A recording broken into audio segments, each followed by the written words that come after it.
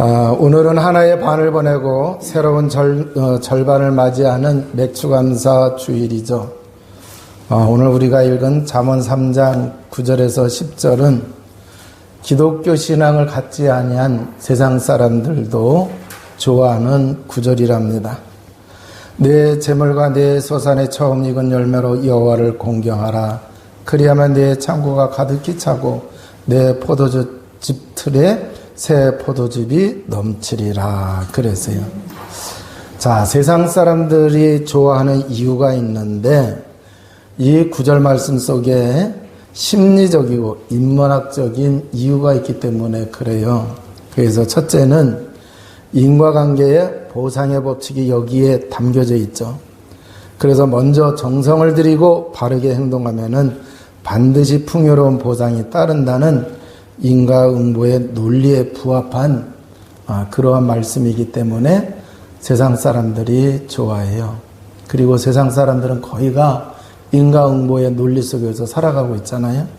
두 번째는 첫 것이 주는 그 심리적 가치와 태도 때문에 사람들이 좋아합니다. 신앙이 없더라도 자신이 번 돈이나 성과를 교만하게 여기지 않고 겸손한 마음으로 첫 단추를 잘 깨어야 인생이 풀린다는 교훈으로 해석하는 경우가 많습니다.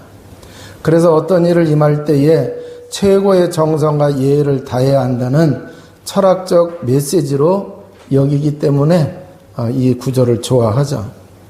세 번째는 창고가 가득 차는 시각적 풍요로움 때문에 사람들이 좋아합니다. 동서고금을 막론하고 풍요와 번영은 모든 인간이 바라는 보편적인 욕구입니다. 이 보편적인 욕구를 다 가지고 있기 때문에 이 구절들을 좋아해요. 자, 이 구절이 주는 긍정적이고 또 에너지와 풍성한 이미지에 여기에 담겨져 있어요. 그래서 일종의 격언이나 복을 부르는 문구처럼 느껴지기 때문에 기독교인이 아니더라도 좋아하는 것입니다. 자, 그러면은 만약에 여러분들이 이런 식으로다가 맥추감사절을 맞이한다고 하면은 이거 좀 심각한 문제 아니겠어요?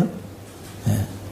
세상 사람들은 그러한 중심으로 살아간다 하더라도 오늘 우리가 맥추감사절을 맞이해가지고 이러한 자세로다가 이러한 심리적인 상태를 가지고 맥추감사절을 보낸다. 문제가 있는 거예요. 왜 그러느냐? 자기 속에는 거래가 숨겨져 있어요? 안 숨겨져 있어요? 그래서 내가 하나님께 이렇게 잘하면은 하나님이 나를 이렇게 또 복을 주실 것이다. 근데 내가 하나님께 그만큼 하지 못하면은 내 창고가 텅텅 빌 수도 있겠구나 하는 그런 생각이 들어요. 그러니까 맥추감사절을 오늘 지키면서 내가 6개월 동안에 잘했나? 이런 생각을 하게 될 거예요. 그잖아요.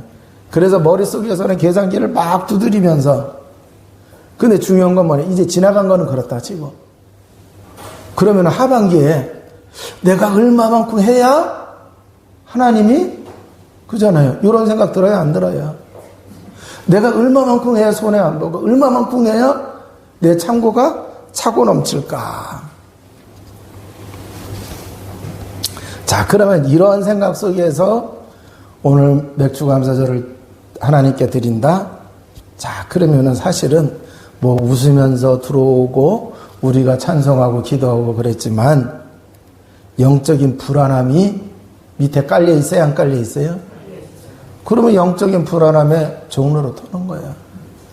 그러면은 이게 신앙생활이 즐거운 게 아니고 늘 불안하고 염려하고 내가 좀 이렇게 잘 안 되면은 내가 연초부터 하나님께 작정하고 내가 하나님께 이렇게 하겠다고 했는데 그거 안 해가지고 혹시 이러면은 이게 사람이 이상하게 되는 거예요. 자, 그래서 우리가 까딱 잘못하면은 율법적인 그러한 이제 신앙생활이 될 수도 있고 또 그렇게 성경을 보게 돼서 설교를 한다고 하면은 율법적인 설교가 될 수가 있어요. 그러면은 듣는 사람은 정죄받는 거예요? 안 받는 거예요? 정죄받는 거예요. 그럼 하나님은 하나님의 자녀를 그렇게 힘들게 신앙생활하도록 구원시켜서 교회로 모으게 해서 그잖아요? 신앙생활하게 하시는 거 아닙니다. 그래서 오늘 우리는 이 구절을 바라보던 율법과 기복주의의 렌즈를 내려놓고 복음 누림의 렌즈로 오늘 본문을 다시 봐야 될 줄로 믿습니다. 복음은 우리의 행위로 하나님의 축복을 짜내는 것이 아닙니다. 복음은 이미 그리스도 안에서 베풀어 주신 완벽한 은혜와 축복의 부유함을 발견하고 그 자유함을 마음껏 누리라고 하는 것이 복음입니다. 그렇기 때문에 예수님이 십자가에 죽으실 때에 내가 다 이루었다 이렇게 말씀하신 거예요. 자, 그러면은 이제 우리가 복음의 눈으로 오늘 본문을 보게 되면은 9절을 한번 읽어볼게요. 내 재물과 소산물의 처음 익은 열매로 여호와를 공경하라 그랬어요. 자, 여기 보게 되면은 왜 하필이면은 처음 익은 열매를 하나님이 달라고 하시느냐 이렇게 생각이 될 수가 있죠. 하나님이 물질이 부족해서 우리에게 손을 벌리시는 걸까요? 아니에요. 시편 50편을 보게 되면은요, 온 우주와 산 위의 생축이 다 하나님의 것이라 그랬어요. 이 말은 온 우주 만물이 다 누구 것이라고요? 하나님의 것이라고 그랬어요. 그런데 하나님의 것인데 하나님이 뭐가 부족해가지고 첫 열매로 드리라고 이렇게 하시겠어요? 자, 그런데 고대 이스라엘 사회에서 첫 열매는 단순히 수확물의 일부분이 아니라 전체를 대표하는 상징이 거기에 담겨져 있어요. 자, 그래서 첫 열매를 구별하여 하나님께 드린다는 영적인 의미는 내 인생 전체의 주권과 공급자가 오직 하나님 한 분뿐이다 라고 하는 얘기예요. 그러니까 이 포도 전체가 다 누구 거예요? 하나님 거예요.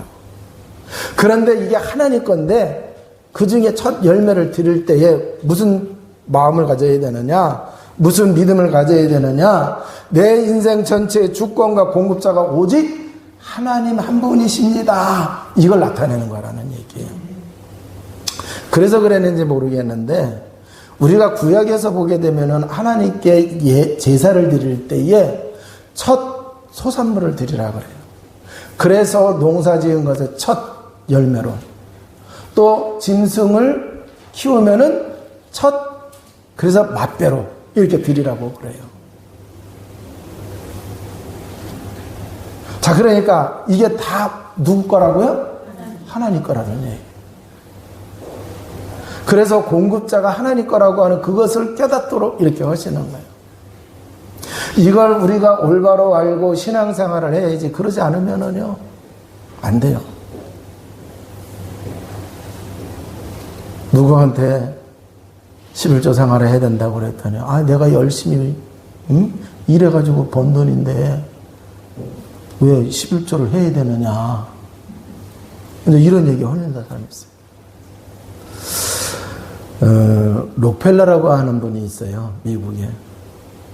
이 양반이 굉장한 부자가 됐어요. 그래서 교회도 학교도 많이 세우고 또 사회공도 많이 했어요. 그런데 이 록펠러 집안이 처음부터 부자는 아니었어요. 굉장히 가난한 집안이었어요. 그래서 이 록펠러가 일주일을 열심히 일을 해갖고 주급을 받았더니 1달러 50센트예요. 1달러 50센트. 그런데 그 록펠러 어머니가 믿음의 유산을 자녀들에게 잘 남겼어요.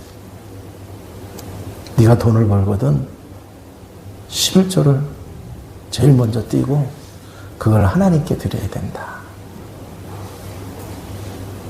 그래가지고 이제 이 록펠러가 비록 어린 나이지만 그 어머니의 믿음의 가르침을 잘 받아가지고 1달러 50센트 벌었는데 15센트를 11조로 하나님께 드렸어요. 여러분, 1달러 50센트는 많은 거에 적은 거예요? 적은 거예요. 그럼 그거 갖고 살으려고 하면은 어린 나이에 학교도 제대로 못 다니면서 일을 하면서 번 돈이거든요. 그걸 가지고 식구들이 같이 자기들이 번 것을 요즘에는 우리가 살기 좋아가지고 자녀들 자기가 회사 다녀서 돈 벌었으면 자기 통장 가지고 자기들이 쓰죠. 그리고서는 부모님한테 좀 드리고 그래요. 그런데 그 당시에는 너무 어려워가지고 그런데 이제 그 15센트를 하나님께 드린 거예요. 그러면서 이제 그 성장해 가는데 하나님의 은혜로 엄청나게 가부가 됐어요. 근데 일주일에 15센트 드리던 그 11조가 일주일에 수만 달러로의 11조를 드리게 되는 거예요. 그러니까 기자가 한번 물어봤어요. 아니, 그렇게 많은 돈을 일주일마다 수만 달러씩 교회에 11조를 내는데 아깝지 않습니까? 그랬더니 록펠러가 뭐라고 얘기해?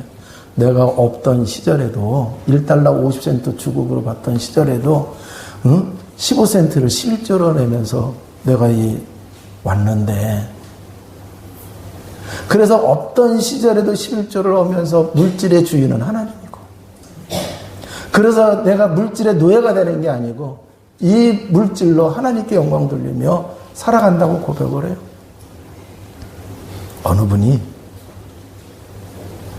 너무 이제 어려운 가운데서 정말 이제 그 신앙생활 하면서 11조 생활을 했어요. 그 10,000원을 11조 드리면서 하나님 이거밖에 막 울며 불며 기도하면서 드리는 거예요. 다음에는 하나님 더 많이 드릴 수 있도록 축복하여 주시옵소서. 하나님이 그 기도를 들어가지고 그 다음 달에 11조를 했는데 20,000원이야. 벼르다가 하나님의 축복하셨어요. 그래서 이분이 눈물을 흘려가면서 계속 기도하면서 열심히 일을 하고 그랬어요. 11조가 10만 원이 됩니다. 20만 원이 됩니다. 30만 원이 됩니다. 50만 원이 됐어요. 근데 50만 원쯤 들어가니까 무슨 생각이 들었는지, 야, 교회에 50만 원 바칠 게 아니라 내가 50만 원 대출을 받아서 이자 50만 원 정도로 대출 받아가지고 이렇게 하면은 엄청나게 벌을 것이다. 이제 이런 생각을 한 거예요. 그래가지고 이제 그 11조 드릴 걸 이자로 내고 대출 받아서 사업을 했어요. 그럼 하나님이 깨닫게 지금 안 되게 해야 되잖아. 근데 이게 잘 되는 거야. 그래가지고 다음에 11조 하려니까 100만 원이네? 11조 하려니까 100만 원이야. 그 이상한 생각이 드는 거야. 그러더니 교회를 떠나버렸어. 교회를 떠나버렸다니까. 잘 보세요. 믿음이 좋던지 머리가 좋던지 해야 되는데 믿음도 없고 머리도 되게 나쁜 거야. 대출 받은 거는 저기 머리 좋은 것 같았죠. 진짜 머리 나쁜 건 뭐예요? 100만 원 11조 한다고 하는 얘기는 수입이 얼마예요? 1,000만 원이잖아. 와, 머리 되게 나쁘죠. 그러면 인생 고생하는 거예요. 믿음이 좋던지 머리가 좋던지. 믿음도 없죠. 머리도 없죠. 그러면 고생해요. 자, 하나님이 여러분에게 첫 열매를 요구하시는 이유는 하나님이 돈이 없어서 배가 고프셔가 아닙니다. 돈이 신이 되는 이 세상입니다. 그래서 사람의 피를 말리는 자본주의 세상 속에서 우리가 살아가고 있지 않습니까? 이때에 첫 열매를 드린다고 하는 얘기는 주님, 내 삶의 주인은 물질이 아니라 하나님이십니다 라고 선포하는 거예요.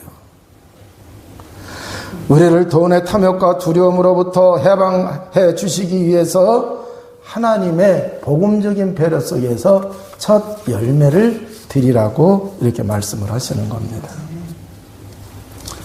자, 그런데요,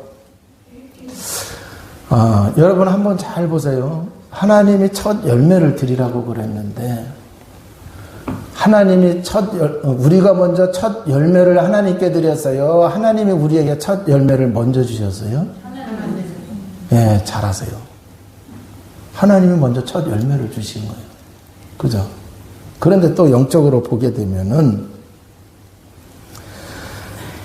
고린도전서 15장 20절에 보게 되면은, 죽은 자들 가운데서 부활하사 잠자는 자들의 첫 열매가 되셨다고 말씀하고 있어요. 자, 그러면은 하나님께서 예수 그리스도를 이 세상에 보내주시고 십자가에서 고난받으시고 죽으셨어요. 그리고 죽으신 지 3일 만에 부활하게 하셨어요. 이걸 고린도서 15장 20절에는 죽은 자들 가운데서 부활하사 잠자는 자들의 첫 열매가 되셨다고 이렇게 말씀을 하고 있습니다. 하나님은 우리의 허물과 죄로 말미암아 우리가 가난에 처해졌습니다. 하나님께서는 너희의 가장 귀한 것을 내놓으라고 율법적으로 압박하지 않으셨습니다. 오히려 하나님께서 가장 아끼고 사랑하는 독생자 예수 그리스도를 이 땅 인류를 위하여 첫 열매로 아낌없이 먼저 제단에 내어주신 줄로 믿습니다. 그래서요, 하나님의 사랑을 올바로 깨닫는 사람, 하나님의 은혜를 먼저 받았다고 하는 것을 깨닫는 사람은요, 절기 때마다 감사하게 되어지고 하나님의 은혜가 발견되어져요. 기쁨이 되는 줄로 믿습니다. 그런데 그렇지 못한 사람은요, 이게 잘못된 신앙으로 빠지기가 쉬워요. 고대 아메리카 대륙에 한 원주민 부족에 공의롭고 엄격한 부족장이 있었어요. 근데 어느 날 부족 내에 이상한 소문이 드는 거예요. 자꾸 도둑이 생겨가지고 이제 식량을 훔쳐간다는 거예요. 그래서 부족장이 엄격하게 공포를 했습니다. 누구든지 도둑질하다가 걸리면은 부족의 법을 따라서 50대의 매에 태형을 받을 것이다. 그래서 공포를 했어요. 근데 그 식량을 도둑질하는 범인을 잡고 보니까 이 부족장의 외아들이야. 그럼 외아들 그러면 버릇이 있어요? 없어요? 대개의 경우 버릇이 없어요. 그죠? 그게 이렇게 떠받들어 키웠으니까 이게 이제 그 잘못돼가지고 도둑질도 하고 막 그랬던 것 같아요. 자, 그런데 이 공의를 지키기 위해서 법대로 하자 그러면 아직 어린아이기 때문에 50대 태형을 치면은요, 죽어요. 그런데 법으로 얘기를 했으니, 이거 어떻게 해요? 그러니까 이제 그 부족민들이 조용히 지으면 우리 부족장이 어떻게 하나 하고 이렇게 보고 있는 거예요. 그래 이제 그 집행할 시기가 왔어요. 죄인을 갖다가 나무에 묶으라. 그러고서는 이제 우유를 벗겨놓고 이제 그 칠라고 그랬는데, 그래서 태형을 집행하라 그랬어요. 그랬더니 이제 그 칠라고 딱 폼을 잡고 샥 하고 있는데 또 말이 떨어진 거예요. 멈춰라 그래서. 멈춰라 그러니까 때리려고 하는 사람도 움찔하고 유심히 보고 있던 부족민들도 눈이 동그래지는 거야. 아니, 부족장이 멈추라니. 그러면 그렇지. 이런 사람들도 있고. 아니, 법을 만들어 놓고 그걸 또 어기면은 이 사회가 어떻게 되느냐. 또 이제 그런 눈초리로도 있는 거예요. 그랬더니 이제 이 부족장이 자기 옷을 딱 벗어요. 그리고는 그 아들을 싹 감싸고서는 이제 태형을 집행하라 그랬어요. 그랬더니 이제 50대를 때리니까 피투성이가 된 거예요. 그 아버지 품 안에 있던 아들이 그때서야 깨달은 거예요. 내가 이렇게 잘못한 일로 말미암아 아버지가 이렇게 내가 저거 맞았으면 죽는 건데 아버지가 대신 그러면서 이 아들이 이제 철이 들고 아버지의 사랑을 깨달았다고 합니다. 하나님이 하신 일이 바로 이거예요. 우리의 죄, 가난, 저주를 해결하기 위해서 하나님은 자신의 첫 열매인 예수 그리스도를 십자가에 묶으시고 대신 채찍에 맞게 하신 줄로 믿습니다. 예수님이 십자가에서 쪼개짐으로 우리의 영혼의 영적 파산 문제가 단번에 해결된 줄로 믿습니다.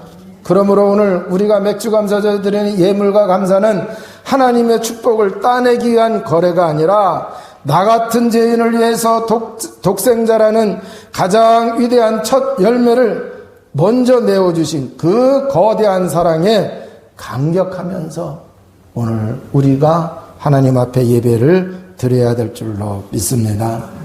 그래서 하나님으로부터 주님으로부터 받은 풍요 속에 터져나오는 기쁨의 반응으로 우리가 예배해야 될 줄로 믿습니다.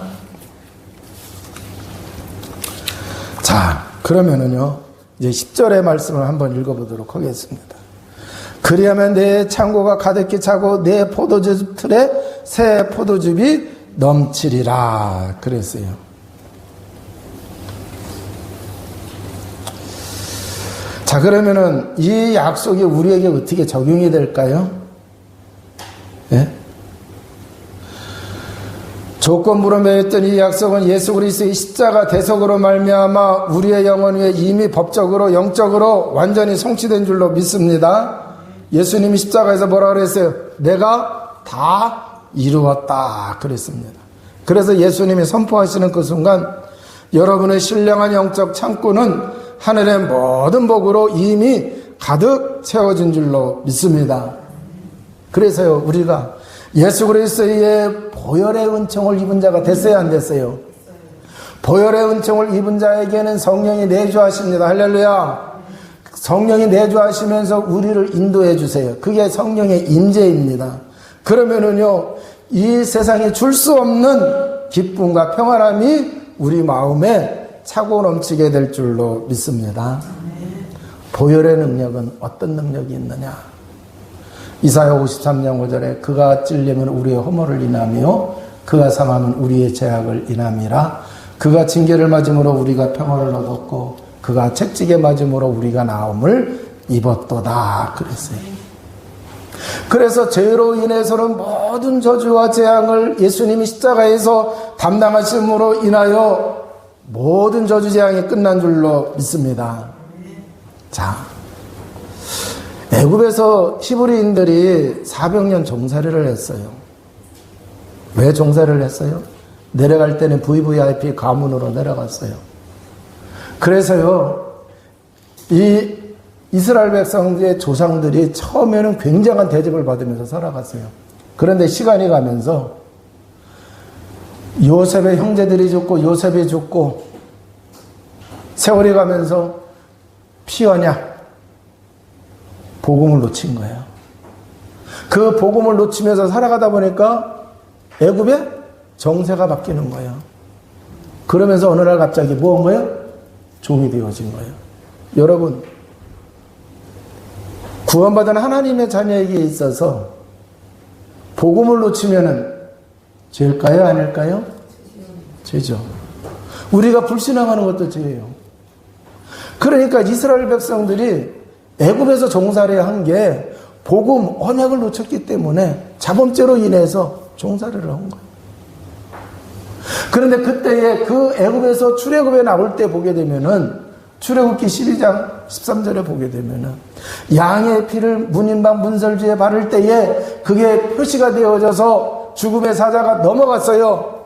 그래서 유월절이 됐어요. 뿐만 아니라 그날 밤에 애굽에서 빠져나온 줄로 믿습니다. 그래서 예수 그리스도의 보혈은 어린 양의 이 피는 저주와 재앙을 막아준다. 할렐루야. 그러니까 이 보혈의 능력을, 이 비밀을 우리가 누리면은 우리 삶에 풍성함이 넘쳐나요, 안 넘쳐나요? 저주와 재앙이 아니라 하나님의 은혜와 축복이 넘쳐나게 될 줄로 믿습니다.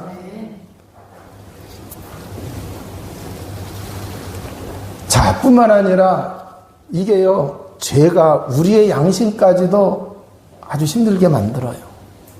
그런데 보혈의 은혜를 입게 되어지면은요, 흠이 없게 하십니다. 그래서 양심에 막 갈등이 생기고 이러면서 오는 병이 있단 말이에요. 그것도 치유받게 되는 줄로 믿습니다. 뿐만 아니라 이제 그 보혈의 은혜 속에 들어가게 되면은 구원받아 하나님의 자녀이기 때문에 성령이 우리 속에 함께 하십니다. 자, 그러면은 성령께서 우리를 인도해 주세요. 성령의 인도를 받으며 살아가게 될 때에 우리가 어려움을 만나도 위기를 만나도 사단의 공격을 받는다 하더라도 성령께서 막아주시고 성령께서 피하게 하실 줄로 믿습니다. 그래서 이걸 체험한 다윗은 여호와는 나의 요새요 방패요, 네? 구원의 뿔이라고 이렇게 얘기했던 거예요. 여러분들이 이런 은혜와 축복을 누리시기를 주님의 이름으로 축원을 드립니다. 자, 그리고 이제는 이 보혈의 은총을 받은 사람들에게 예수 그리스도의 이름을 주셨어요? 안 주셨어요? 주셨어요. 그래서 예수 그리스도의 이름으로 우리가 이기는 삶을 살아가야 될 줄로 믿습니다. 여러분, 우리가 구원받았을 때 골로새서 1장 13절에 보면은 우리를 흑암의 권세 아래에서 우리가 살았는데 거기서 우리를 건져내 그의 사랑의 아들의 나라로 우리를 옮기셨대요. 그러면은 우리를 구원하실 때 그리스도의 보혈로 우리를 구원하신 거예요. 그러면 흑암의 권세가 한 길로 왔다가 7길로 도망가야 돼요. 흑암의 권세는 그리스도의 보혈의 능력으로 깨져야 될 줄로 믿습니다. 자, 그래서 우리가 기도하고 우리가 정말 성령 충만하게 되면은요, 이런 역사들이 일어나게 되는 거예요. 이걸 우리가 잘 누리는 자가 되어야 됩니다. 그래서 골로새서 2장 3절에 보게 되면은 그리스도 안에 모든 지혜와 지식 보화가 감추어져 있다 그랬습니다. 자, 그래서 우리가 이러한 은혜와 축복을 누리는 주의 백성 되시기를 주님의 이름으로 축원을 드립니다. 자, 그래서 이제는 복음 누리는 성도는 눈앞에 보이는 세상 통장의 잔고나 눈에 보이는 창고의 크기 때문에 일비하지 않습니다. 내 영혼의 창고를 예수 그리스도로 가득 채우신 하나님이 이제 남은 6개월의 삶과 우리 육신의 피로도 가장 선한 길로 먹이시고 입히시는 것을 완벽하게 신뢰하시기를 바랍니다. 자, 그래서 우리가 정말 복음의 비밀을 누리면서 신앙생활을 할 때에 우리는 비굴하지 않고 당당하게 하나님 앞에 설 수 있고 하나님 앞에 나올 수 있고 하나님의 은혜를 구하게 되는 줄로 믿습니다. 그리고요, 우리가 정말 복음을 누리고 삶을 살아가게 되면은 염려와 두려움이 비집고 들어올 틈이 있어요? 없어요? 없어요. 근데 문제는 뭐냐? 이걸 누리지를 못하면은요, 어떻게 틈을 하는지 염려, 근심을 가져다주는 사단이 틈을 타고 공격을 합니다. 자, 이제 말씀을 마치도록 하겠습니다. 이번 맥주감사주일은 여러분의 지난 상반기의 삶의 성적표를 들고 하나님과 정산하는 날이 아닙니다. 지난 6개월 동안 내 삶에 눈에 보이는 보리수확이 많았든지 적었든지 그것은 본질이 아닙니다. 나의 어떠함과 상관없이 나를 위해 첫 열매가 되어주신 예수 그리스도 한 분만으로 우리는 이미 완벽하게 부유한 자가 된 줄로 믿습니다. 근데 마귀는요, 이 시간에도 여러분의 부족함과 형편과 경제적인 어려움을 바라보게 만듭니다. 그러면서 속삭이자. 너 지금 감사할 처지가 되느냐? 당장 다음 달 카드 값은 어쩌고? 하반기에는 어떻게 살려고 그러느냐라고 하면서 우리를 염려와 두려움의 동굴로 밀어넣으려고 합니다. 그런데 여러분, 이 사단의 거짓말에 당당히 대적하시기를 바랍니다. 오늘 잠언의 말씀을 복음의 눈으로 보시고 언약으로 붙잡으시기 바랍니다. 어떻게 붙잡아야 돼요? 하나님이 내 인생의 진짜 주인이시다. 예수님이 내 첫 열매가 되셨다고 선포하시기 바랍니다. 자, 그러면은 여기에 우리의 마음이 딱 고정이 되어져 있으면은요, 흔들릴까요? 안 흔들릴까요? 안 흔들려요. 다윗의 고백처럼 확정하고 확정하였나이다가 되는 거예요. 자, 그러면은 이제 하나님께서 먼저 우리에게 내어주신 그 은혜를 누리면서 우리가 그 은혜 속에서 다가오는 6개월 살아가야 돼요. 맞아요? 틀려요? 자, 그러면은 지난 6개월을 돌아보면서 부족함이 많았다고 하면 오늘 하나님께서 부족함을 채우도록 맥주절을 주셨어요. 말씀도 주셨어요. 이제 영적인 부족함을 채우시고 이제 다가오는 6개월 승리하는 믿음의 발걸음 모두가 다 되어주시기를 주님의 이름으로 축원을 드립니다. 그래서 나만 구원의 은혜를 누리는 것이 아니라 여러분의 가정 누리시기 바랍니다. 여러분의 직장 속에서 이 비밀을 누림으로 아직 구원받지 못한 사람에게 여러분이 증인의 삶을 살아가시기를 주의 이름으로 축원합니다. 기도하시겠습니다. 하나님 아버지 감사합니다.